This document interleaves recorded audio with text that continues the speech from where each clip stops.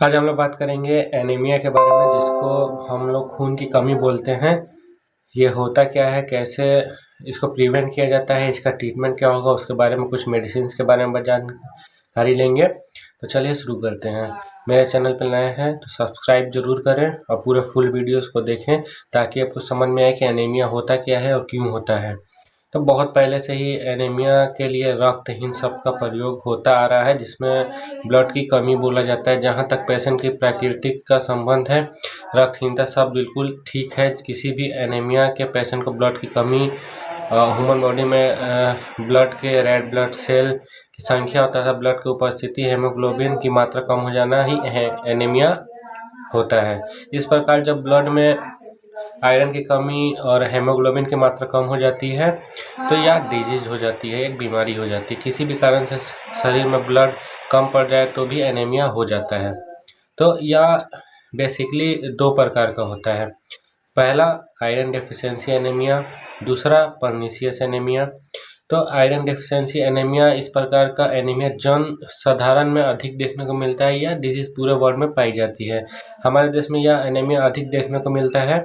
Iron deficiency anaemia कई कारणों से उत्पन्न होती है, जैसे भोजन में आयरन की कमी होना, गरीब तथा मध्य वर्ग की लेडीज के जल्दी प्रसव के कारण होना, लेडीज में मेंस्ट्रुअल साइकिल में अधिक ब्लड लॉस हो जाने के कारण भी, जेंट्स में पाइल्स के कारण अधिक ब्लड निकल जाने के चलते, जेंट्स में हुकवर्म के कारण ऐसा हो सकता है। तो दूसरा जो होता है पर्नीशियस एनीमिया, इसमें रेड ब्लड सेल की मात्रा कम हो जाती है और इन सेल का आकार बड़ा हो जाता है। इसमें हेमोग्लोबिन 3 से 4 ग्राम तक रह जाता है। वैसे इस प्रकार की डिजीज हमारे देश में नहीं के बराबर है। कुछ लोग ही इससे ग्रसित देखे गए हैं। हमारे यहाँ अधिकतर डिजीज आयरन की कमी से उत्पन्न एनीमिया के कारण ही हुआ करती है। वैसे यह डिजीज ब्लड की किसी एबनॉर्मलिटी, ब्लड सर्कुलेशन और ऑर्गन में डिस्टर्बेंस के कारण उत्पन्न हुआ करती है, या एंटी एनेमिक फैक्टर की कमी के कारण होता है, जिसमें 40 से 60 वर्ष की एज वाले लोगों में यह अधिक पाया जाता है और लेडीज़ में इसकी कंप्लेंट अधिक देखने को मिलती है। तो साइन एंड सिम्टम्स की बात करेंगे, इसमें लक्षण क्या नज़र आएंगे उसके बारे में बात करेंगे। तो आयरन डेफिशिएंसी एनीमिया हो जाने पर अनेक सिम्टम्स लक्षण देखने को मिलते हैं। इसमें नेल ड्राई हो जाए, नाखून जो होते हैं वो सूखापन नाखूनों में आ जाता है और इनके जो चमक होती है वो ख़त्म हो जाती है और पेशेंट की स्किन ड्राई और येलोविश हो जाती है।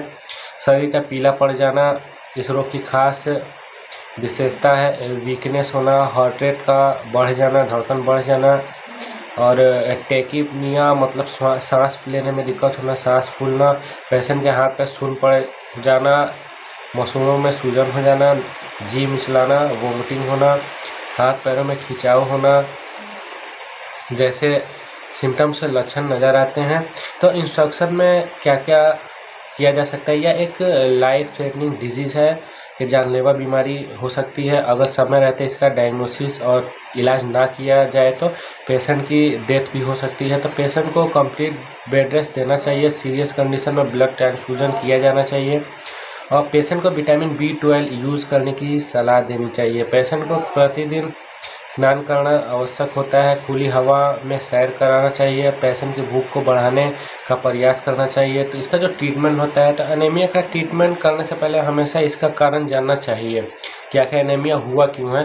तो खान पान की कमी को देखना चाहिए, हुकमोन को देखना चाहिए, पाइल्स या बाउसीर को देखना चाहिए, वाजाइनल ब्लीडिंग को देखना चाहिए। अन्य कारणों से एनीमिया होता है। तो अगर हुकवर्म के कारण हो तो डीवॉर्मिंग करना ज़रूरी होता है और इसके लिए बैंडी प्लस टैबलेट आती है। तो उसका बैंडी प्लस हुकवर्म के लिए दिया जाता है। इसमें अल्बेंडाजोल दिया जा सकता है, आइवरमेक्टिन दिया जा सकता है और इसका मेवेंडाजोल दिया जा सकता है, जो एक गोली 3 दिन तक खाई जा सकती है। हफ्ते में एक गोली दिया जा सकता है। ये आपके सिम्टम्स के अकॉर्डिंग दी जानी चाहिए। और सस्पेंशन, अगर छोटे बच्चों को ये दिक्कत है तो उसके लिए आपको सिरप में बैंडी अल्बेंडाजोल दिया जाना चाहिए। डिवॉर्मिंग में पूरे परिवार को शामिल किया जाना चाहिए। और मतलब टैबलेट बैठनी परिवार के सभी सदस्यों को दी जानी चाहिए, यानी कि घर में सबको ये दिया जा सकता है। और इसके साथ ही आयरन की पूर्ति करने के लिए आपको कैप्सूल ऑर्टिड कैप्सूल दिया जाना चाहिए, जिसमें आयरन, फॉलिक एसिड और विटामिन B12 होता है। ये सिरप बड़ों एडल्ट में 2 चम्मच सुबह 2 चम्मच शाम को दिया जाना चाहिए, और छोटे बच्चों में इसका 1 चम्मच सुबह 1 चम्मच शाम को दिया जाता है। और अगर ये ना मिले तो आपको सिरप डेक्सोरेन भी दिया जा सकता है। और इसके लिए अगर बहुत ज़्यादा ब्लड की कमी है तो उसको पूरा करने के लिए आपको इंजेक्शन भी लेना पड़ सकता है।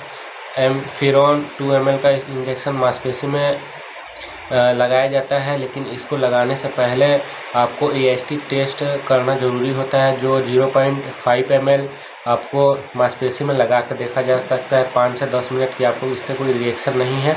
अगर मरीज़ को रिएक्शन ना दिख रहा हो तो उसको आप लगा सकते हैं। 100 ml की NS में एक इंजेक्शन को लगाकर चढ़ाया जा सकता है। तो अगर रिएक्शन ना हो तो एमिफ्रॉन मांसपेशी में रोजाना 1 लगाया जा सकता है। इसके अलावा इंजेक्शन फेरिकिन्स 100 आयरन सुक्रोज का इंजेक्शन होता है 5 ml, तो इसको NS ml में डालकर सिराओं के माध्यम से सप्ताह में 3 बार लगाया जा सकता है। और उपरोक्त उपचार के साथ 2 चम्मच प्रोटीन पाउडर दूध के साथ सुबह शाम भी दिया जाना चाहिए। हरी साग सब्जियाँ खानी चाहिए और फलों का सेवन करना चाहिए। उसके बाद आपको अच्छे से फुर्ती रखना चाहिए और रेस्ट आपको ज़्यादा लेना चाहिए। पानी ठीक तरह से पीना चाहिए, अपने हेल्थ का ख्याल रखना चाहिए। जो भी मेडिसिन ऊपर बताई गई हैं इनका इस्तेमाल खुद से ना करें, डॉक्टर की सलाह पर करें अपना डायग्नोसिस कराकर, ताकि आपको इसके साइड इफ़ेक्ट देखने को ना मिले। और ये वीडियो बनाने का मकसद ये था कि आप सबों तक जानकारी पहुंचाई जा सके। तो आज के लिए बस इतना ही, मिलेंगे नेक्स्ट वीडियो में।